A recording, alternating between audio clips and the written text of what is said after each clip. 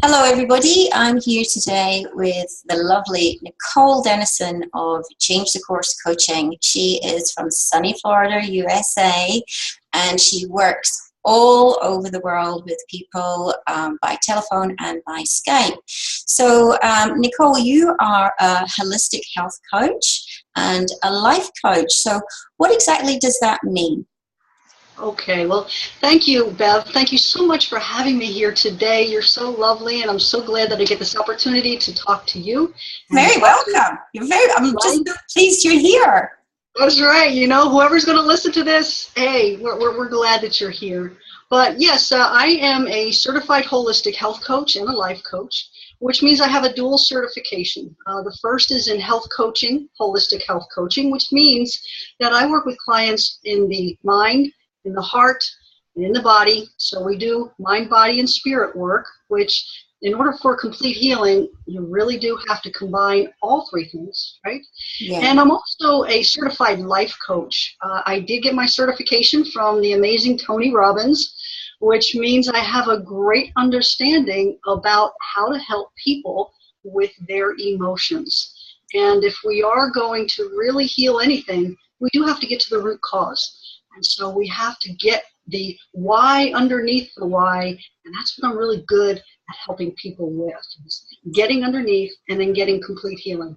That's fantastic. That's really great. And you need to do that with everybody. I mean, no matter what area you're working with in health coaching, my belief is that you have to do it holistically. So do you have an area of specialization?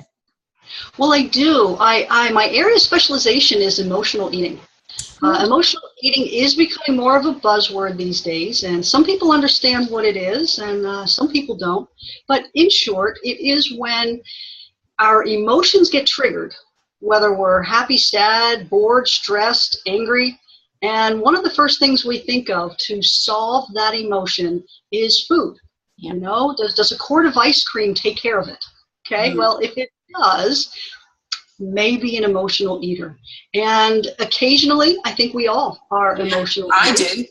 I do. Yeah, and sometimes we just want to go out to dinner and celebrate. Does that mean that we're an emotional eater? Well, yes, but is it a problem, right? And so just as we compare, right, if you have a glass of wine at night or a couple of drinks in the weekend, does that mean you're an alcoholic? Well, you know, does it mean that you have a problem in your life? Maybe not. But if you do have a problem, you should solve it. And same thing with emotional eating. Occasionally, it's not a big deal. But if that is your coping mechanism, then it is a big deal, because continued use of food to solve your emotional issues will cause two problems. One, you'll never get the emotion part solved. And two, it could lead to lifestyle diseases such as diabetes, thyroid condition, and things like that. And those are what we do not want. No. So solving emotional eating, if that is something for you, is really important to do. So some people might say that's just a lack of willpower, Nikki. What do you feel about that? Oh, I think that's a great question. And I think some people who are emotional eaters wonder, my gosh, why do I have to eat the whole pan of brownies when I start eating? And other people around them may say that too. They may have heard it from others. Well, why can't you just stop? And so people feel like they have a lack of willpower, but that's not the case. And I think that's important to understand. It's not a failing on the part of the person. It could be a couple of reasons. One, there are such things as food addictions, okay, especially to sugar. Sugar does something to our brain, and it just makes us want to eat more and more and more. And sometimes we lose the ability to even stop. But then again, you come into the emotional component, and if one brownie didn't solve deep hurt, maybe a second brownie will. And so we're trying to solve a hurt through food, and that is not the most effective way. It's the easiest way sometimes when you don't know any different, but it is not the most effective way. And what I do is I teach people other ways of getting their needs met in a healthy way. And I teach them about their emotions, and I help them reframe their thoughts so that now they're getting their needs met healthy, and they don't have to necessarily use food to solve their emotional situations. No. So do you help people with weight loss as well, Nikki? And that's the beauty of it. I do get many people that come to me and they say, hey, I'm an emotional eater and I want to lose this many pounds. Mm. And to that, I usually say, let's not focus on the number, okay? Because the number is a setup to fail every time. If you want to lose 40 pounds and you lose 35, well, you haven't met your goal, right? So instead, I really like to help people get away from the number and focus on how you feel. How do you feel in your body? Does your body move better? Do you feel better? Okay. And so the most beautiful thing about working with people on emotional eating is when I teach them about the body and I teach them about their emotions and I teach them about healthy eating. And when you put all that together, weight loss is actually a byproduct. Yeah. It actually occurs. It's beautiful. Totally. So how did you get into this line of work, and what made you want to specialize in emotional eating? Well, that's also a great question, too. I think that there are so many people out there, more people than even realize, that they really are emotional eaters, and I want to help them. But my background has to do with being trained, again, by Tony Robbins, and I was a life coach for quite a while, really specializing in anxiety and depression, and oftentimes I would see people eating in there and eating unhealthy food. And I myself went on a healing journey my own self. I had some health conditions that I healed through holistic healing. And I got better, and I told people about it, and they were getting better. And then I just decided that I really wanted to make my profession one of helping people with their health. So that's why I combine the two, the emotion and the holistic healing, into one.